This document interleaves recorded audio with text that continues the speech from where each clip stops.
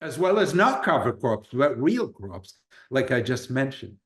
So to go back to the question of how dire the situation is, when you had answered it before, you had done it really with who, it depends on who you're asking, right? If you're asking the fishermen in a certain area, et cetera. How about for humanity at large? I would say that it's not catastrophic. We don't need to throw our hands in the air and say, "Forget it, we're folding." No, it's not that bad, but we can do a whole lot better. I mentioned just one thing earlier. I'll repeat it once more. The Midwest has been coated with this thick blanket of high quality soil over, let's say, the last 12,000 years. It took us less than 2 centuries, really like 3 generations or 4 generations, to go and decimate a whole half of that. So, okay, right now we still have the remaining half, so we may feel all bushy-tailed about it. Apocalypse is not around the corner. But how great is it to feel that apocalypse is not upon you when you know it's 25, 30 years down the road? To me, it doesn't seem reassuring in the least. And then you address, let's say, climate change. The situation is really bad, is really, really bad. We have, as a society, global society, have exhibited a zero capacity to improve our ways. And it's, our report card has one item: do emissions decrease or are they rising? If it's rising, you get an F. What is it? Rising. So again, is the apocalypse around the corner?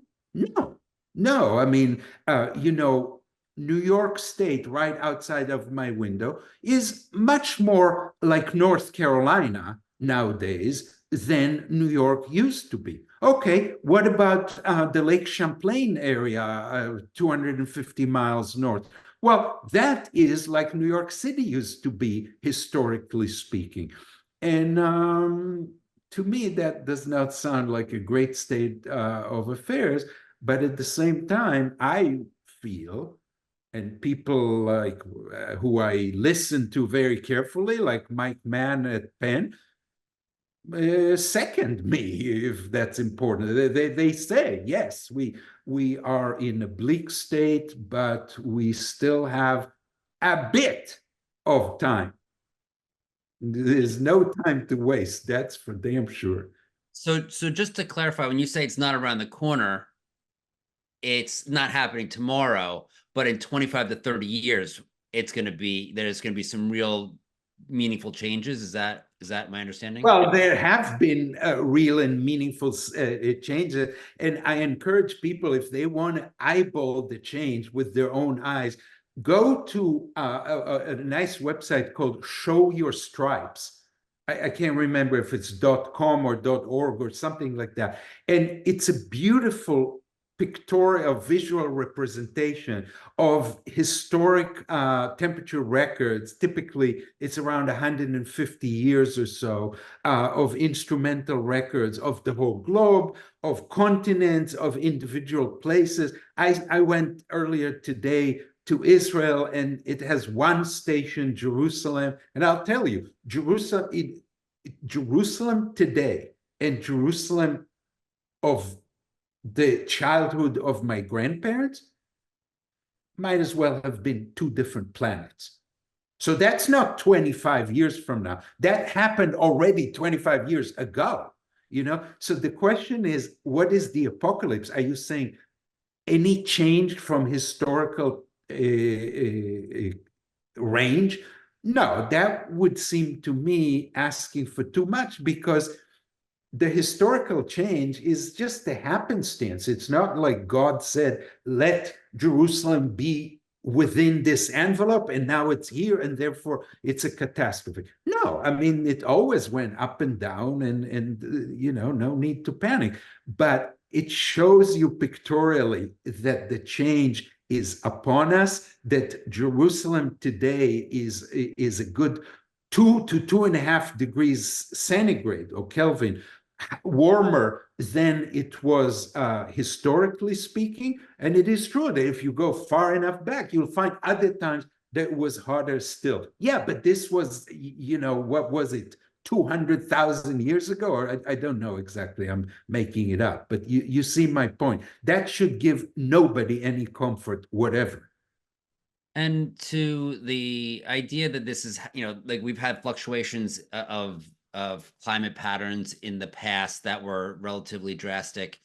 Do we tend to see things like supervolcanoes or major planetary events? And is this at all quantitatively different? You talk about anthropomorphic changes. Is this, in the past, were they human beings that made those planetary climate changes, or is this uniquely us, this one? Yeah. So volcanoes, nobody has ever blamed us for volcanic activity. That's mantle convection. With all due respect, we genuinely have nothing to say about mantle convection. But putting greenhouse gases in the atmosphere, oh, we know very well. We mastered it to the T. How to do that, and we're doing it with over exuberance.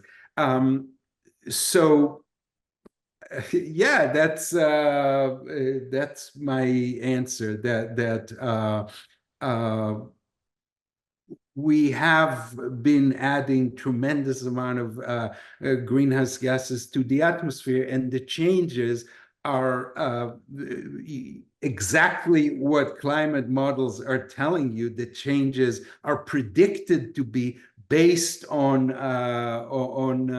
that one change. If you run an ensemble of climate models, one which knows everything, all the volcanoes, all the solar cycles, all the natural forcing of climate, and you run it forward in time, and it kind of fluctuates, but it's basically flat. The observations do this. What does it take to get the model to reproduce observations instead of opening a ever-widening, yawning gap between the observations and the model simulation? Only one thing: let the model be cognizant of greenhouse gas emissions. That's all it takes, and it goes exactly, the observations fall right inside the envelope of uncertainty of model prediction. That's all I need to know. Great, thank you. And I think Stephen V has another question. So, Stephen, do you have another question? I do, thank you. So, I guess the question is, in terms of like reducing your carbon footprint, if you go 100% vegan, which I've kind of done, is that cutting your footprint in half on average, or what's it doing? No, not your total. No. So let's be clear here. The average, from your accent, I assume you live in North America. Is that correct? Buffalo, New York. Yeah. Buffalo, New York. Okay, we are practically neighbors. Okay, so you're an American. So if you were the average American, you're not, because you're vegan. Okay, but suppose we're comparing you to the average American. That's about 14 metric tons of CO2 equivalent per year.